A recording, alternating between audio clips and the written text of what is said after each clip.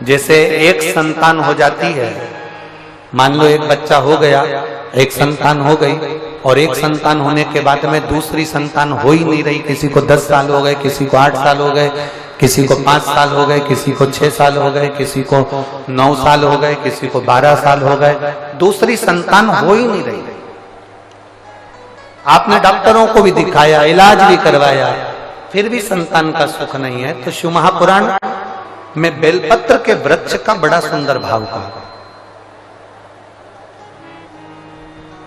जिसको संतान का सुख नहीं है उसको सफेद आंकड़े की जड़ का प्रयोग करना चाहिए, और जिसके घर में एक संतान हो चुकी है और दूसरी संतान नहीं हो रही है, 8 साल, 10 साल, 15 साल, 20 साल,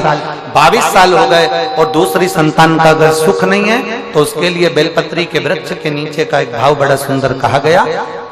किसी भी सोमवार से आप ये प्रयोग करना प्रारंभ कर सकते। 11 रुद्र होते हैं, 11 रुद्र होते हैं। एक सोमवार को बेलपत्री के वृक्ष के नीचे जाइए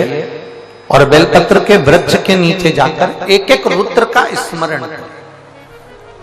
करना क्या है, बेलपत्री के वृक्ष के नीचे जब आप जाएं तो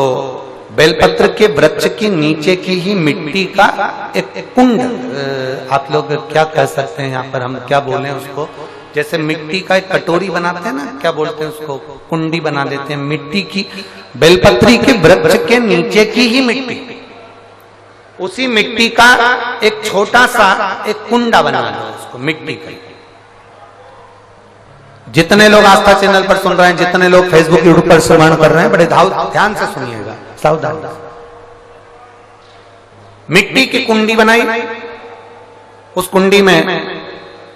जल समर्पित कर दिया, और जल चढ़ाने के बाद में एक घी का दिया लगाकर वहीं पर थोड़ा सा मीठा, कुछ भी जो आपके पास में हो, घर में जो भी उस समय पर आपके साथ में हो, या तो दूध घर का मीठा हो, जैसे मावे का, खोए का हो, या खीर हो, तो वहीं पर एक कटोरी में थोड़ा सा रख दीजिए, और उस कुंडी में जो जल चढ़ाया गया है वहां पर उस बेलपत्री के वृक्ष के नीचे भगवान शंकर के 11 जो रुद्र हैं उसमें से एक एक रुद्र का आपको स्मरण करना है। 11 रुद्र का नाम क्या है, तो पहले नंबर पर आता है कपाली, दूसरे नंबर पर आता है पिंडर, तीसरे नंबर पर आता है भीम, चौथे नंबर पर आता है विरूपाक्ष, 5वें नंबर पर आता है बिलोहित, 6ठे नंबर पर आता है शास्त्र, 7वें नंबर पर आता है अजपात, 8वें नंबर पर आता है अहिष्णु, और 9वें नंबर पर आता है शंभु, 10वें नंबर पर आता है चंड, और 11वें नंबर पर आता है भव।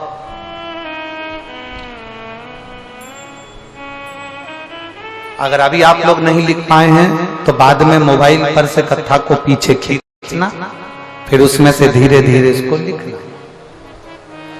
एक रुद्र के नाम से एक कुंड का निर्माण करा, पूजन करी, घी का दिया लगाया, वहां जो मीठा रखा है उसको लिया, कुंड में से थोड़ा सा जल लिया, बेलपत्री के पेड़ के नीचे आचमन किया, जो मीठा रखा है वो ले जाकर